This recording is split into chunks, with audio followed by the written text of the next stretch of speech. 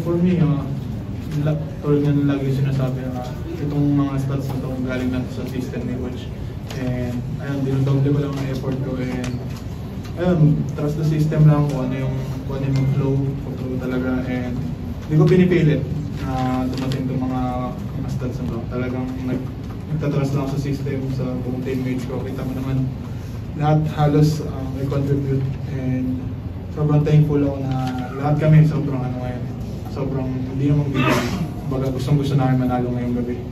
Nung lumamang yung UP, ikaw yung nag-take charge para bumalik yung momentum sa'yo. Ano bang tumatakbo sa isip nun para hindi maulit yung nangyari nung first round?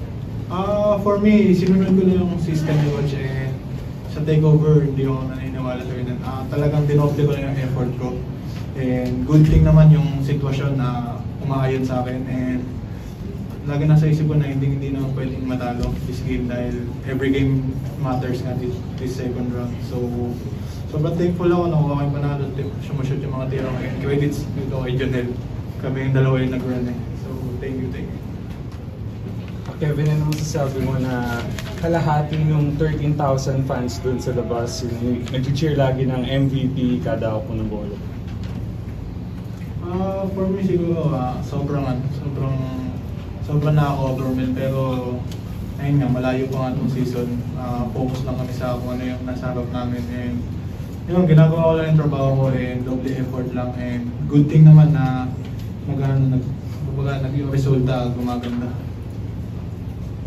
Kevin, nung first round, lagi mong nababanggit na kahit nananalo kayo, hindi mo nagugustuhan yung shot selections mo. Ngayon, 6 of 12, yun ba yung parang mas makaka-adjust ka na ngayon sa system ni Coach Tao? Again, nung first round, nung first 3 games, more on nagsisettle ako yung jumpers. And ayun nga, every game nga, lagi yung sinasabi ni Coach Topex na kailangan ako maging aggressive.